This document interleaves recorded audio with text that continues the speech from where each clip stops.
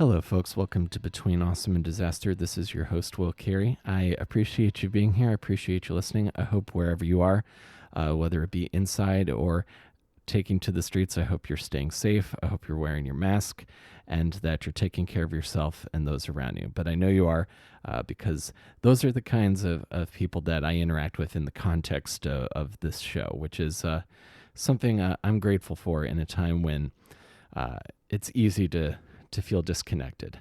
But I hope you're staying safe wherever you happen to be. On the show today is somebody that I've known for a while, but this is, I think, going to be the first time we've had a long conversation, is comedian Michael Moran. Michael, I know mostly from social media at this point, because I think our time... Our intersections in the Baltimore comedy scene never quite happened while I was living there. I think I had moved to New York before I became aware of Michael. But Michael, he does a lot of great stuff. He has a podcast called the Confessional Podcast, which you can find everywhere you listen to shows like this one.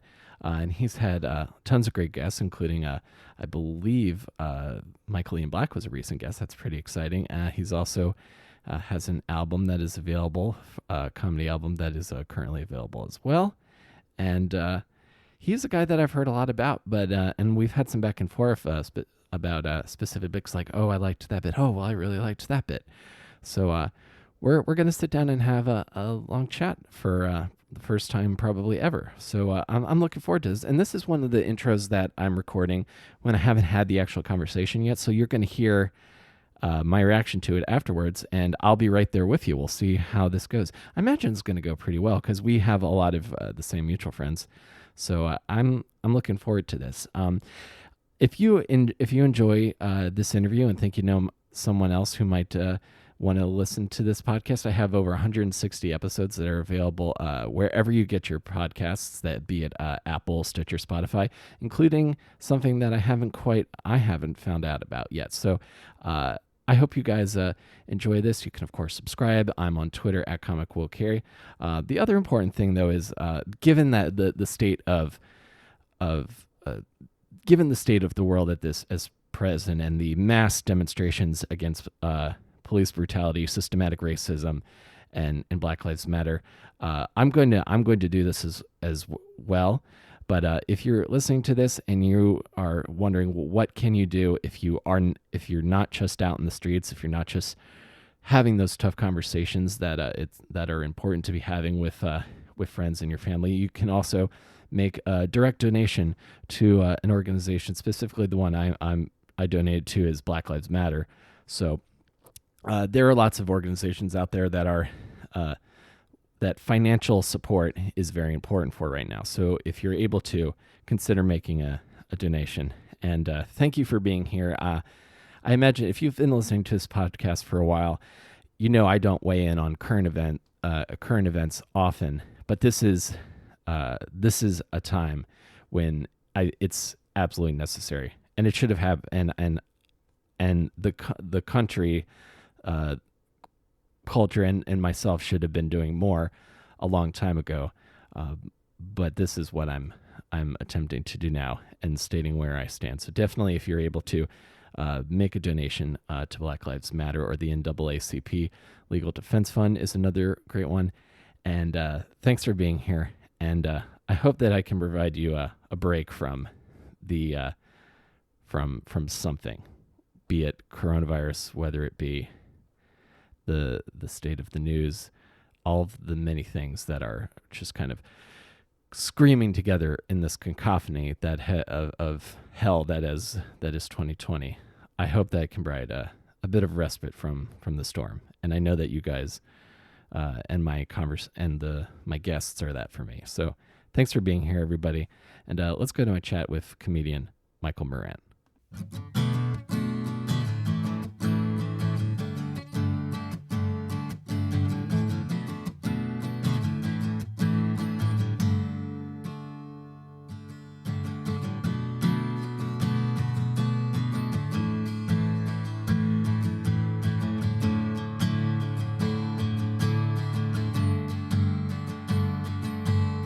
Hi, Michael Moran. Hey, how are you? I'm doing good, man. How are things hanging on your end? I feel a responsibility to check in with everyone I podcast with. It's something I've been saying a lot, given the state of the world for this entire year. Absolutely, I hear you. Things are okay down here. Things are pretty good. This has certainly shown me how fortunate I am, and how many good people I have in my life, and how good my life is.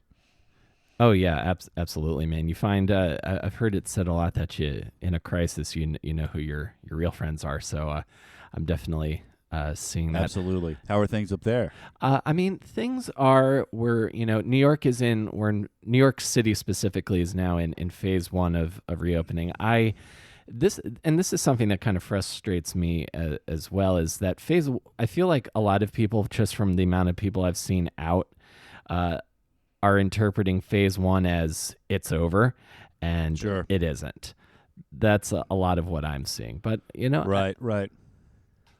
But as far as like me personally and the people I interact with, we're all faring pretty well. Everyone in my circle is pretty fortunate, especially like just the amount of comedians that I know that this really was an unfortunate event for them. You know what I mean? Sure. Yeah, it's hard enough to be living the starving artist lifestyle up there in NYC. Oh yeah, no, totally. Especially if you operate on the fringes like a decent chunk of us do, and given the kind of somewhat fragmented state of show business. Right. Anyway. But I'm faring fine. There was never a time when I wanted to leave. I was just like, I'll just wear a mask. I won't go outside. I'll make it work. How is Baltimore? How has Baltimore been during all this? It's been fine. Just kind of same old thing. Just it doesn't feel all that deserted or desolate or anything. We're definitely getting the firecracker mystery at night. Mm-hmm. But other than that, it's been okay. I guess the big thing is which businesses are going to close and which are going to stay open. But other than that, it's business as usual. Yeah, totally. That's the other thing I realized when quarantine hit, was how much of my life in New York is like being out and going and like going out to eat with people, or obviously doing shows. You're in bars a lot, so that was kind of a big adjustment. But you, man, I feel like you're somebody I've known for a while. Hey, you're cutting out, Will. I can't hear you. Oh, did I cut out for a second there? Yeah. After you, man. So I'll say, Mike, you're somebody that I've known for a while, but I feel like our time in the Baltimore comedy scene, especially, I feel like we missed each other slightly. Yeah, a little bit. I think when did you leave for New York? 10 years ago, so 2010. Really? Yeah, it's been my God. Yeah, it's been a year and 2 weeks since I've been in New York. 10 years and 2 weeks. You made it 10 years in New York as a comedian. That is not bad at all, Will. Yeah, I feel pretty great about it. So yeah, it's been a while, and I feel like I started, but like we know like lots of same people. Like when I started, I started stand up in 2007, around the same time that like Tommy Zimbazo did. This is when like Drink Till You're Funny was at Damon's Bar and Grill in Hunt Valley. Oh yeah, that was before me. Yeah, and I would see Dorian, and then later I would see Violet and Jay Zek. Like that was kind of the crew I started with, and quickly befriended Christopher Malone as well. So that's kind of the crew I started, and so you were a little bit after that, yeah. Yeah, I think I guess we were only in the same space for like a year or so. I can't believe it's been a decade since you left. Yeah, I think about that sometimes. I still feel like I just left. Like my memories of moving to New York are still so clear. They seem so recent. Mm-hmm. It's crazy to think I've been up here for 10 years. God, time goes by quickly. They're not joking about that when they say that when you're a kid, that time is going to go by much quicker than you think. Oh yeah, exactly. And I wonder about that. I wonder if it's just that so much stuff starts happening and there's like less time for reflection. So when the bouts of reflection do happen, it always happens in that, oh my God, what have I become kind of moments. Well, I think about this a lot because it is like it is a big deal, to me. And I can't figure out what it is, honestly. I feel like people have different theories. But I'll tell you, like, whether I'm busy or I'm not as busy, like, during quarantine, it still moves faster. It just moves faster as I get older, no matter what I do. Mm-hmm. Yeah, it's kind of a surreal phenomenon. The same way, like, the way I translate that translates to stand-up for me is I think back to, like, when all my favorite comedians, like right before I started and when I started, and what my idea of what hack was. And then, you get a little older and you're like, oh, everyone talks about that because it happens to everybody. Like, right. Yeah. Everyone thinks the Scooby-Doo characters are stoned. Exactly. Or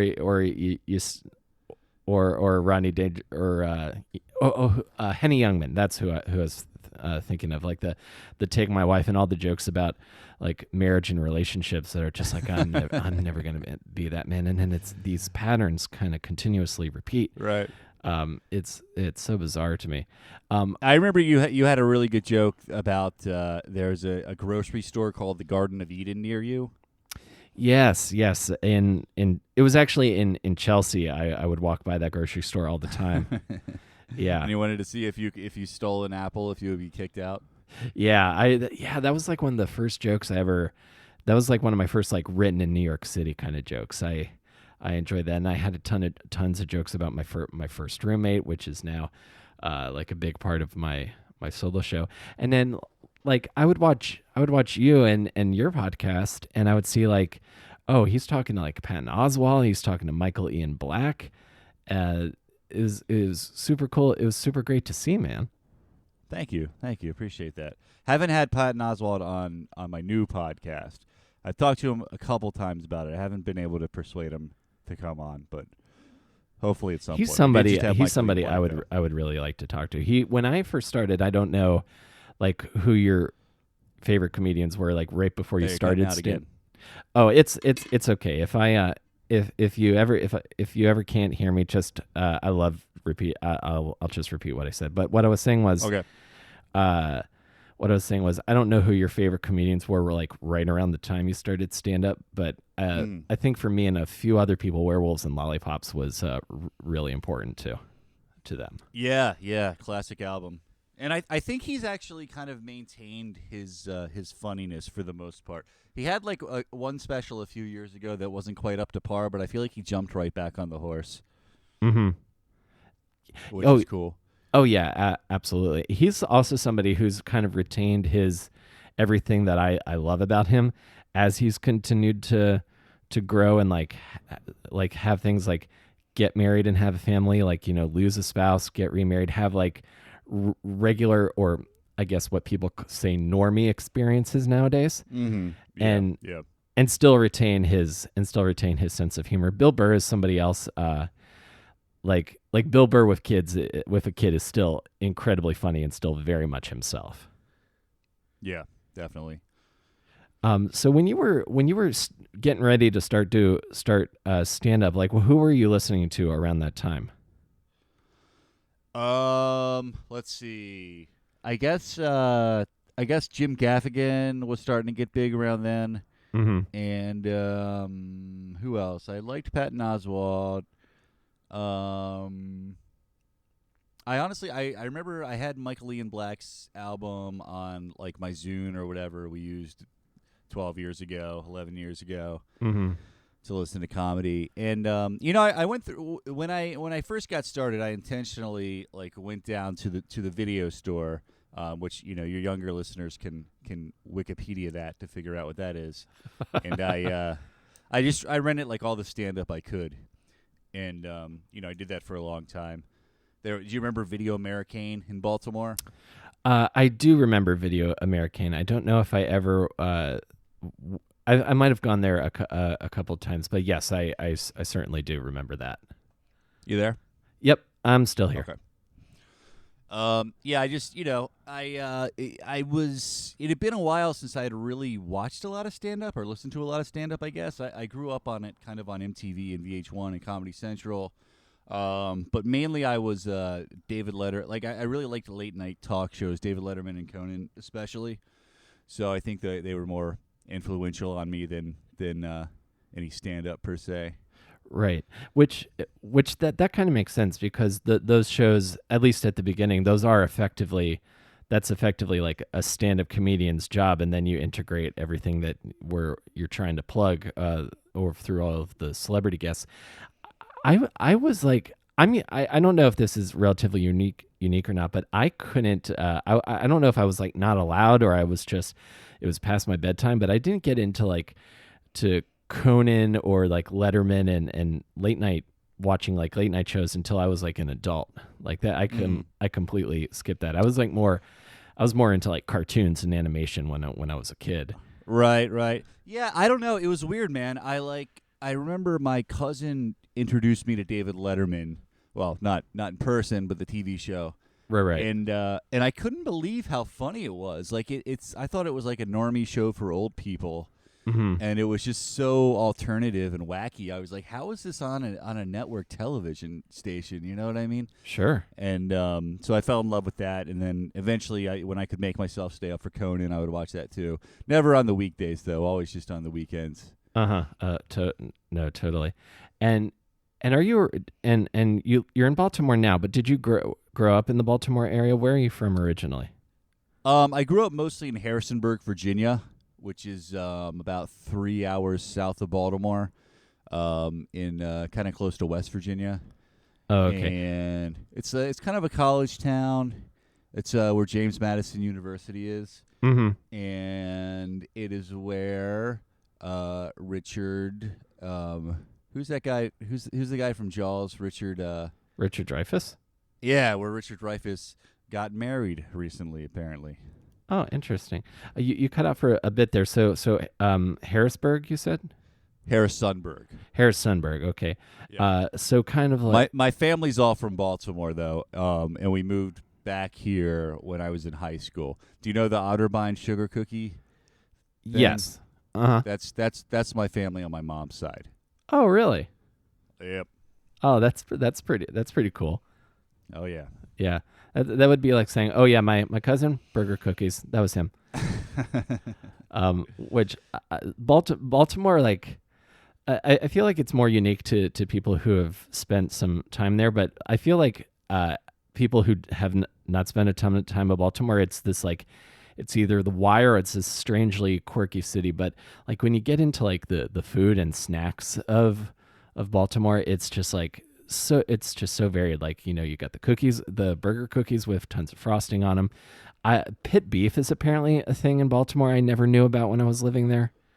Yeah, there is apparently a famous pit beef barbecue place by the strip club, the Gold Club. Where I actually tried it recently for the first time a few months ago, and it was wonderful. There's also a very nice spot called Andy Nelson's Barbecue out in the county. By former Oriole, or no, was he an Oriole or a Colt? Some old sports Baltimore guy has a barbecue place out there in the county, and it's amazing. Oh yeah, I went to Andy Nelson's all the time when I was in college. I was there frequently. Oh, nice. Where'd you go to college? Oh, sorry, what was that? Where'd you go to college, Towson? Yeah, I went to Towson University and studied theater, and that's my senior year is when I got interested in stand-up, and I started performing stand-up like in the context of like my theater classes, and then I went and did that open mic at T-Brad's open mic for the first time, and that was my first time telling jokes on stage, and that mine too. Yeah, that show it was so important, I think, for especially for me, because for anybody who's listening to this, Baltimore did not have as many stage time opportunities 10 years ago as it might have now. Like you could effectively do New Talent Night at Magooby's, or you could sign up and do T-Brad's Hudson's open mic called Drink Till We're Funny, and that's how I learned that I had that skill for stand up. Yeah, me too. Actually, that really gave me a huge boost of confidence doing it for the first time there, because people laughed a little bit. Some of my jokes were okay, and I was like, "Huh, I didn't bomb."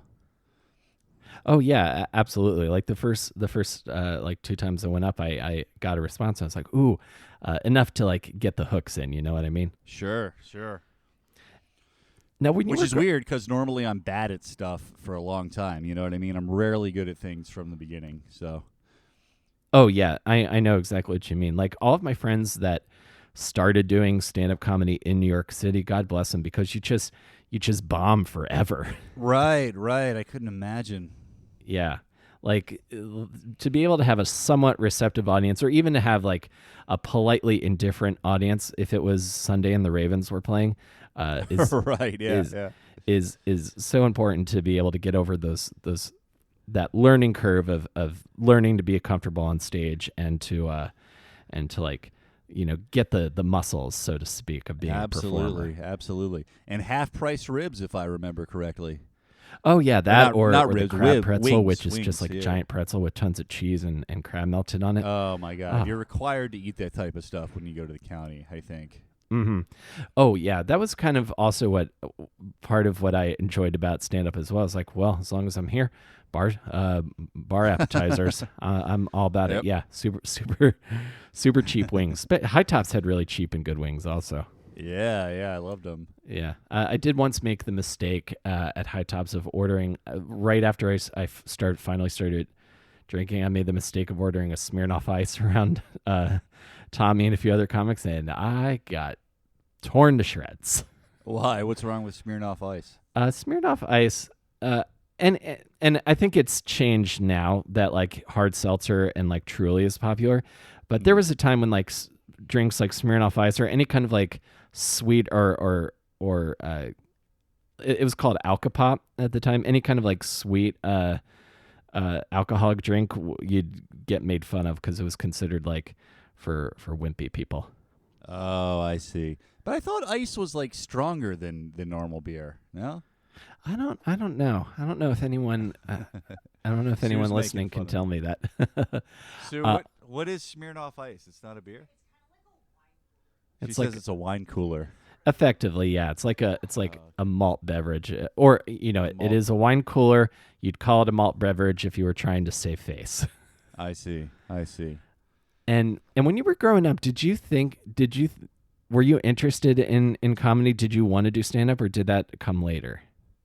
I always wanted to be a musician. That was more my thing. But I wasn't very good at it, and I didn't work very hard at it. Mm-hmm. So I didn't really think about comedy. In my 20s, a few times people told me I was funny and should try comedy. And I didn't probably until I was like 27. I tried improv for the first time, and I did okay with that. So that yes, improv. But I never did. Other than playing Peter Pan once in 8th grade, I never did any theater or anything like that. Mm-hmm. And I was way better at fantasizing about being a rock star than actually putting in the work to be a good musician. Sure. Who were you into for music? Who were you looking at and thinking, I'll be that, but magically? Initially, the big one for me was when the movie La Bamba came out when I was in, I think, 1st or 2nd grade with Lou Diamond Phillips as Richie Valens. That changed my life. The song La Bamba was like my gateway into real rock and roll, And, totally. And then I got really into Bon Jovi, like maybe a year or two later, and that became my favorite band. And then as I got a little older, I started getting into Metallica and like the grunge bands, and then a lot of other stuff too. But and Michael Jackson too, before Richie Valens.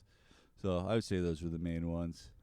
Oh yeah, those are that's like an excellent like you know education, like introduction to everything excellent about music 101, because like and I always get like whenever I get to record in the big studios on the SM7s, which is the mic that Michael Jackson used for Thriller. I'm just like, Whoa. this is the Thriller mic. Oh, that's Um, so cool.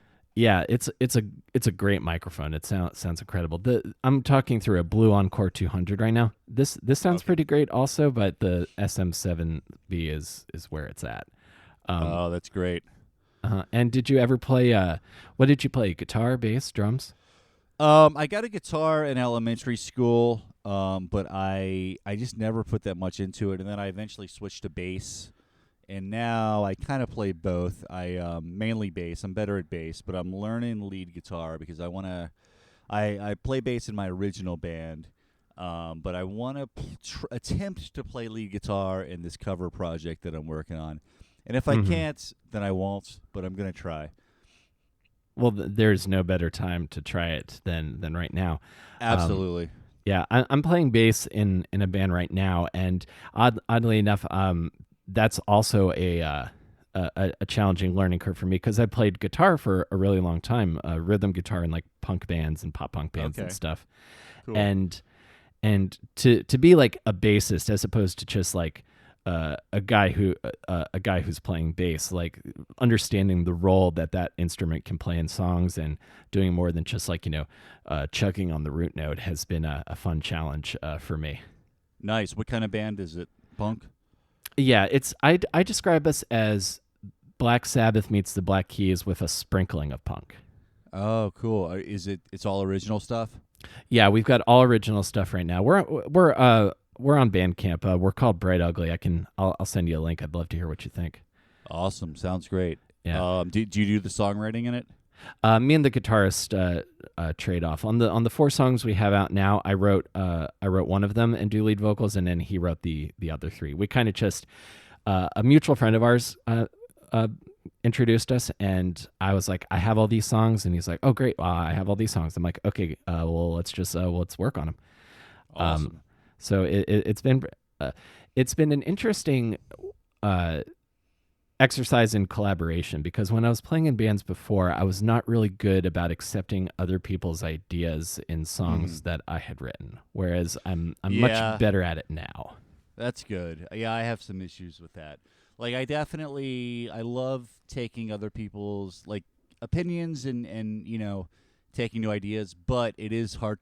It sometimes is hard to like kind of give up an idea that you work really hard on and you're adamant about.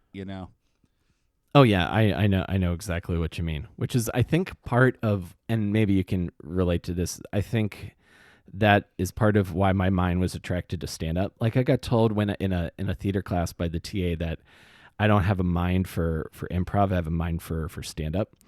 Interesting. Yeah. So basically, he was calling you a control freak. Control freak, loner, the guy that Complete is egomaniac, narcissist. right. It's just like I must master my domain. This very particular domain. I like to think I'm a little bit better now, because and maybe you can relate to this also. I feel like doing a podcast forces you to get better as a listener. I'm sorry, what?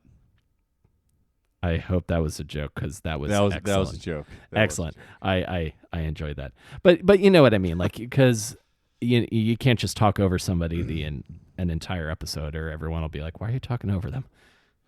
Absolutely. I mean, with improv, the one thing I kept hearing in the beginning that I didn't really get, which might be self-explanatory, is listen. I remember reading that Chris Farley was a great improviser because he listened. That's the big key.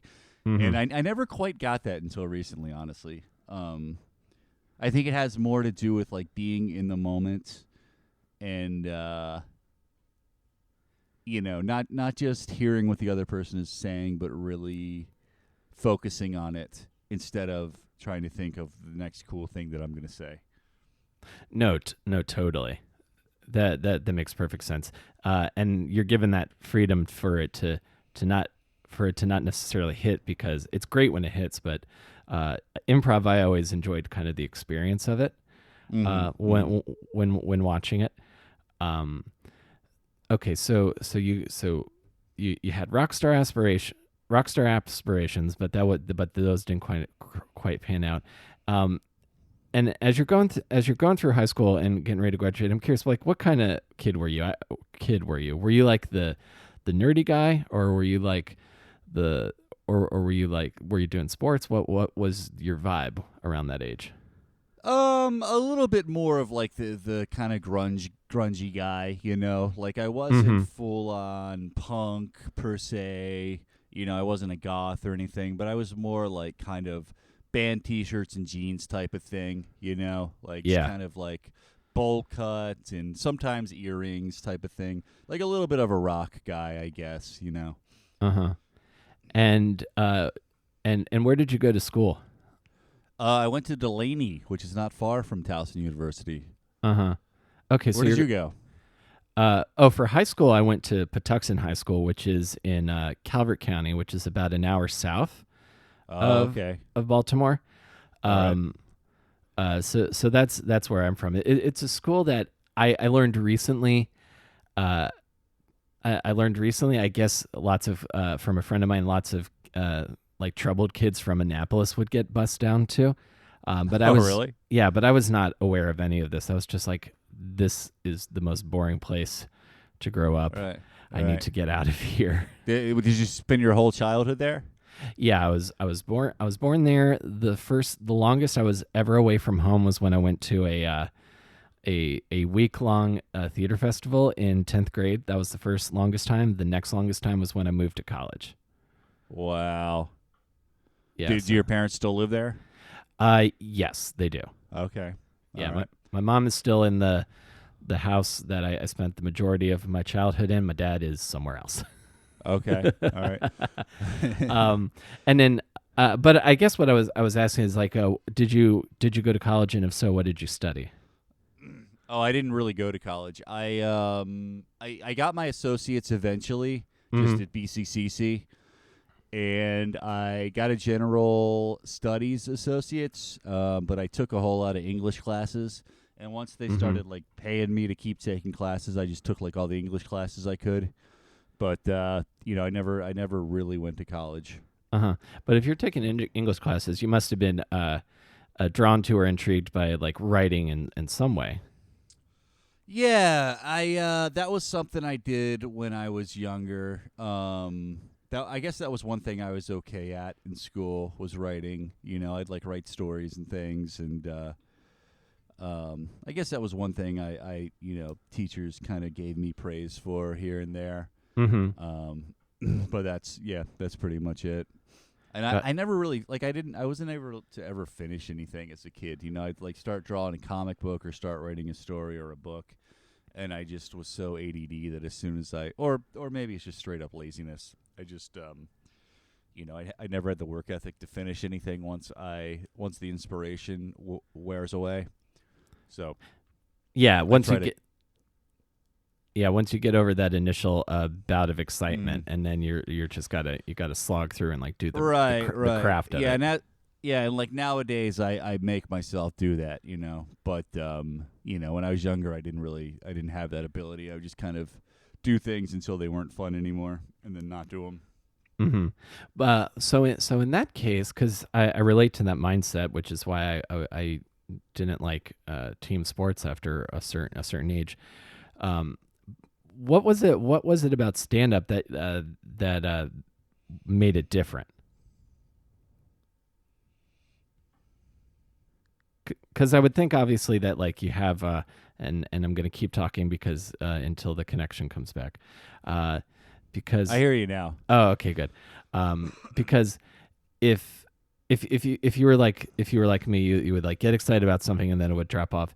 Obviously, stand-up was different for you, so I'm curious what attracted you to stand-up, and then what was that feeling like after your first couple of sets?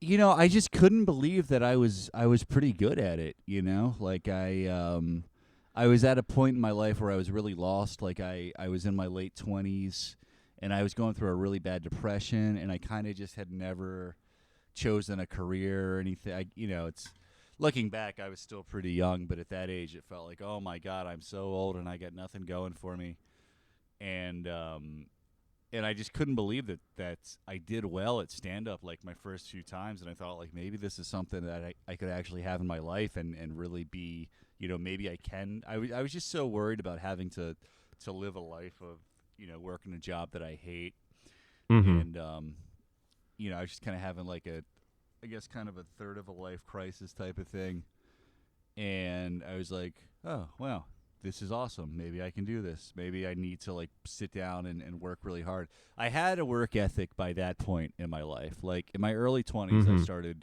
I found the value in forcing myself to finish things and to work really hard.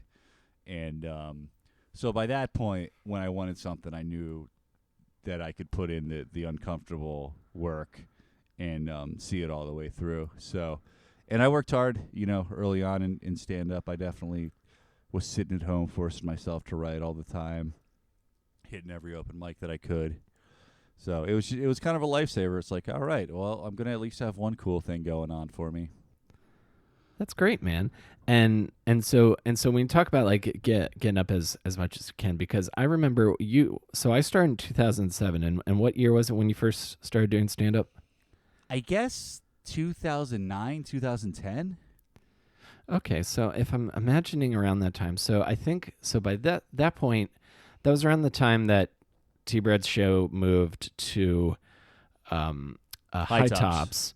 Oh, and then I don't even know because I still remember going there.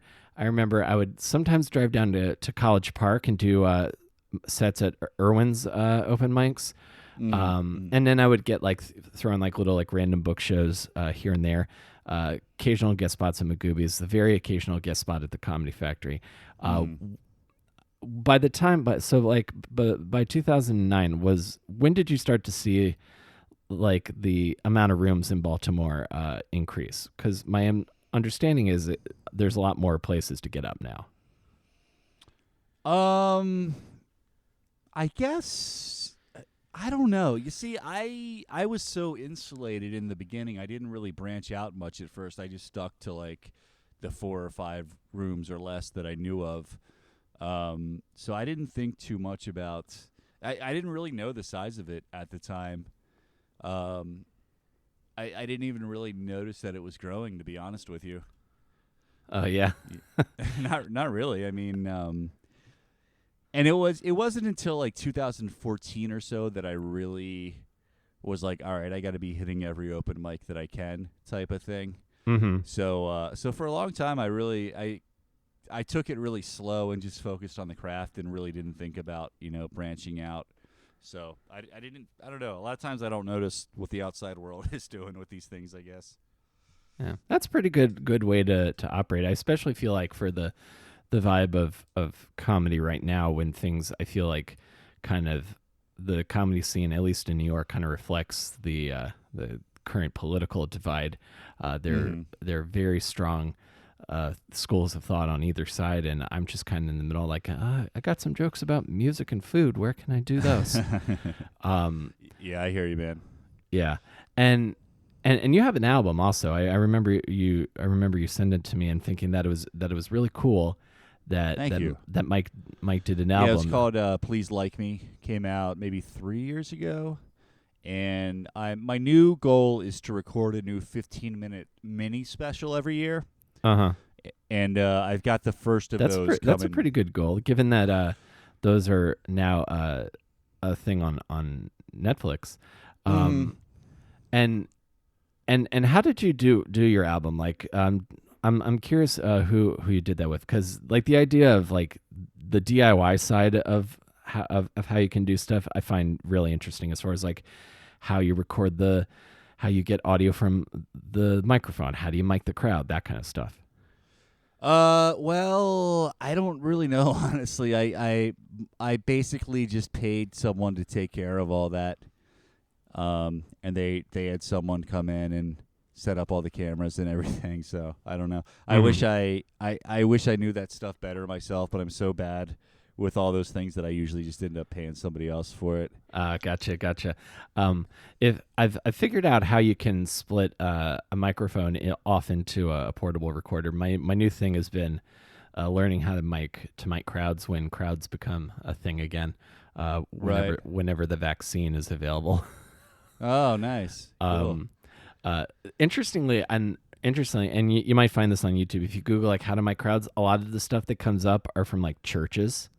Like Wow. There's lots of like tech people for like big churches or I don't know if worship center is the right word, but like not mega church, but also not a mega church.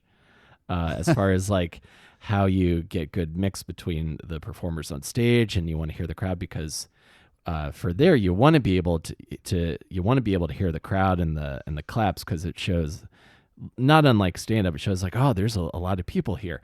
I want to go check that out. Absolutely.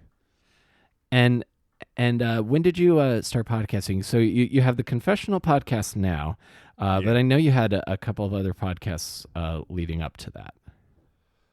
Well, yeah, I had my old podcast years ago, and then I went to the radio briefly and did an afternoon show with Mickey Coachella from 98 Rock. And we did that until we got fired. And he and I were going to continue. We actually started getting somewhat of a little bit of a fan club that mostly consisted on Facebook Live. Mm-hmm. And so we were going to try to make that a show, but then he ended up getting a different job, and we just kind of tapered out on that. So I started the Confessional, which comes from sort of a writing project that I was doing online, where I'd basically get people to confess things about themselves. And so I've been doing that for a few years now, and that is, basically we just pick a different topic for each episode and have people from all over the world write in, and we discuss. Awesome. And what's like one of your more memorable moments from doing that show, as far as like learning something about someone else? Because that's I find the podcast to be a very intimate medium, and especially with the format of your show. I imagine that it invites the possibility of a groundbreaking revelation. Yeah, it's gotten pretty deep at times. There was someone who confessed to actually, I think, killing 2 people legally. That one didn't make the actual podcast, but it was written into us. It was and then Texas. Turned over to the police, probably. No, it was in Texas, and they were trying to rob him, and he apparently shot him, and I think he was a military guy. Mm-hmm. And there's no, it was totally legal to do that, I guess. No, yeah, Texas. We've had a few other ones where it's like, oh my God, are you sure you want to be saying this? I mean, we make sure to get everyone's permission and everything. We keep it pretty lighthearted. I mean, we get pretty serious at times, especially in the more sensitive episodes, like the ones about suicide and things like that. But, I think it's important to discuss those things, and as long as everyone is, okay with that information being out there, we make sure to, if they want to remain anonymous or whatever, we always accommodate. But, yeah, there's been some pretty deep moments. Like we had a comedian on who talked about his suicide attempt and everything. And but it's always felt positive. It's never felt like an exploit. There's been a few times where I'm like, should we I don't know if we should read this person's confession. It feels a little exploitative, or like, this guest, I'm kind of worried that we're putting their vulnerable information out there. But so far it's all stayed really positive and been like a good thing that everyone's pretty happy with. Awesome. And it seems like it's doing pretty well. That's really cool to hear, man. Thanks, Will. I appreciate that. Yeah, it's been a lot of fun. Jimmy Selesky is our producer. He's been a really big help. My friend here, Sue, has been producing over quarantine, and so she's helped a whole lot. She's actually, do you know the band War on Women, Will? I do not. Oh, okay. She's in that band. They're a really good hardcore band. Oh, excellent. Well, I will make sure to listen to them, because they're great. Yeah. I love. I love everything of that ilk. All of the kind of offshoots of of hardcore and punk and all of its various subgenres. I'm absolutely down for. So awesome. And we found out, neither of us knew this, but Michael Ian Black is actually from the exact same hardcore scene in New Jersey that she's from. Oh, awesome! That's super. Yeah, that's apparently super he cool. sang. Yeah, he was a singer. Okay, I'm imagining now. I have Michael Ian Black, like the persona I know him as, and now I'm translating that to a hardcore band's frontman. Right, yeah. And that's I asked him about, like, was he shirtless with tattoos and sweating everywhere, and he was like, no, I kept my shirt on. Mm-hmm. Yeah, if I was going to do the shirtless hardcore thing, I would probably keep my shirt on as well. I've been thinking about what my stage attire will be when for band shows when shows happen again, and I'm leaning towards I really for Halloween this year, if Halloween happens, I really want to do like get one of those like old timey plague doctor masks with like the bird beak. Oh, absolutely. Get I know get what you're one talking about. Yeah, get one of those. They said, how can we make the Middle Ages during this plague any more horrifying? And they created those masks. Oh yeah, those masks are terrifying. So I'm thinking getting one of those, a top hat, and then a long purple coat and pants, and nice. And that's going to be my stage attire because and this is something I've been thinking about as well is that like how to have a cool show, like a visually entertaining show, because lots of this music that we've been talking about is kind of anti-image, almost to the point where that's the image. But I want to like look fancy. Even like I've listened to interviews with Doug Stanhope where like the plaid leisure suit is like, well, it's a show. I want to dress like I'm doing a show. Sure. Yeah, we're actually with The Lost. That's the original band. We really want to get a cool stage show going and be dressed up nice and, have lights and crap like that going on. Mm-hmm. Yeah, I love all of that kind of stuff. Have you ever heard of the Trans-Siberian Orchestra? Yep. Yeah. I saw them in Baltimore years ago, and their stage show blew my mind. Just the sheer amount of like lights and lasers and stuff going off. I want to. I make the joke sometimes that they are now the most progressives. They have the most progressive name of all the progressive rock bands. But their show is incredible. Cool. What is something and well, I have a couple. I have a couple things before we close out here, and I'll let you get back to your life. But I've really appreciated your time, Mike. Of course, man. Anytime. I appreciate you having me. This has been good. Who is somebody that you want to have on the podcast that you haven't had on yet? I'd like to have Henry Rollins on. I've asked him at least once before, and he's always kind enough to get back to me, but he hasn't done it yet. I've reached out to Henry also. Oh yeah, did he respond to you? His manager did. He passed, but he was very respectful. Yeah. I mean, if somebody of that caliber gets back to you, that's enough, for me. Oh yeah, exactly. Who else? You know who else would be a great interview, talking about the like Baltimore DC area? If you could I reached out to Ian Mackay from Discord's website.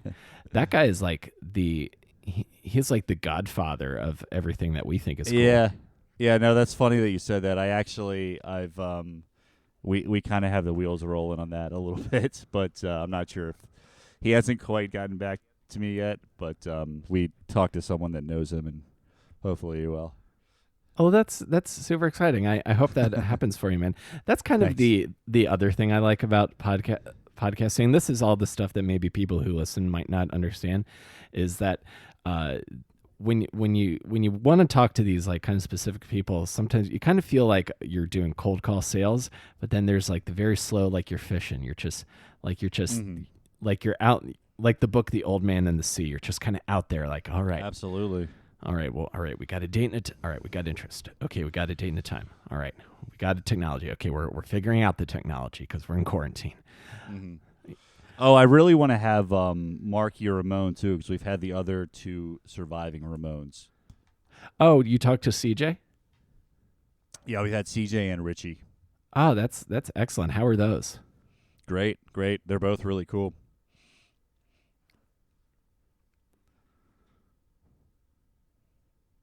You there? Yeah, I'm still here. How was talking to the other Ramones? That's pretty great. They were both really cool. Yeah, just super friendly and nice. We just had CJ on just a couple episodes ago, and yeah, he was great. We talked about movies, and actually, we talked about movies with both of them. Now that I think about it. Oh, that's excellent, man. The Ramones are especially close to my heart. I consider them the first like real punk band I ever got into, and now that I live in Queens and they're from Queens, Nice. they're very special in my heart. What is something you and this is something I like to close out on as well sometimes is what is something you want to create that you haven't done yet? We're going to do your 15-minute specials every year. What's the other project? I'd love to just make a full-on rock album, honestly. Like, I've gotten most of an album written for The Loss, but I would love to just have it professionally produced, and just put a bunch into that. And other than that, I think I pretty much do everything that I've wanted to do, I've got, I'd like to write a full book maybe at some point. Mm-hmm. Actually, which I am actually working on, but I'm not sure if the publisher's going to pick it up or not. It's one of those things where if they pick it up, then I'll write the rest of it. Yeah, totally. But honestly, other than that, I'm doing everything that I want to do. We're getting together this MTV tribute band that is hopefully going to be kind of an audiovisual thing with actual music videos from the 80s and 90s, and we're going to play live over it, and I'm really excited about that. Yeah, that's pretty much it. That's It's cool, man. For most of the comedians I've talked to, it sounds like you have a very fulfilled existence, and everything is going well for you, which I am excited to hear about. Thank you, Will. I really appreciate that. Yeah, I've been very fortunate, and I've worked really hard to get to a place where I can kind of just live that creative life, and I'm just trying to enjoy it now, not let the demons creep in too much. It is true that no matter how good my life gets, it's still really hard to kind of fight off the negative thoughts and everything. But yeah, I'm definitely very fortunate, and if I can just have gratitude, instead of gratification, then things seem to be pretty good for me. Absolutely, man. And where can people find your stuff if they want to check your stuff out? I mostly just have my presence on regular Facebook, just on Michael Joseph Moran. I have Mike Moran Comedy on Facebook. The Lost has a page on Facebook. On Instagram, I'm at Mike Moran Wood on Twitter. And Mike Moran Comedy on Instagram, and also the Confessionals on Instagram. And yeah, that's it. Cool, man. Well, I look forward to seeing who you have on the show next, and hopefully when all this is over, we can do some stand-up together, man. I don't know if you want to, because I need to get another 20 minutes set in. If you ever come up here, I'll come down there whenever. Yeah, I'd love to. Our band should play together as well. Yeah, man, I'd love to do that. Let's figure out a way to make that happen. My guitarist knows lots of places in New York. We could hit up the Auto Bar. It'll be a great time. Yeah, sounds great. Awesome. Thank you so much, Mike. I really appreciate you taking the time to talk to me today, man. Of course, Will. Thank you.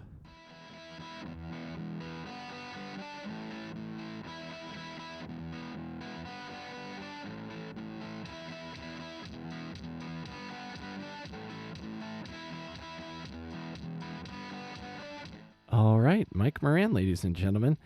Sounds like he's in a great place. He's got a good sense of perspective, and he's doing cool stuff.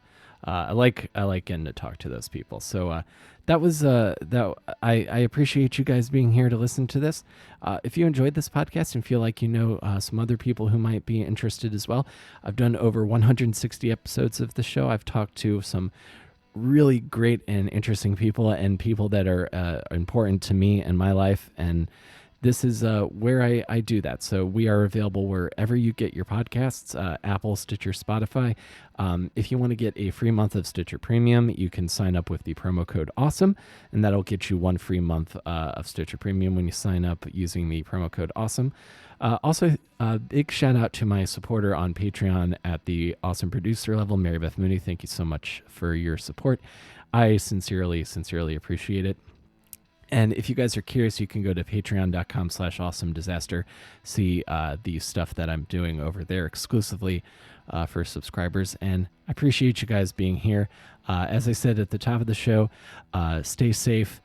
Definitely wear a mask if you're outside, and take care of those you love and those that are close to you.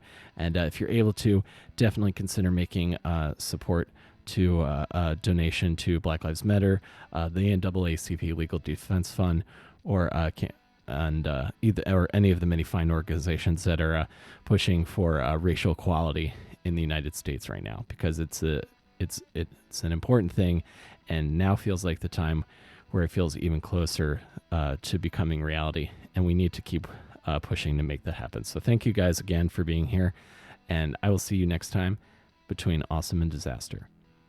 Stay safe, everybody.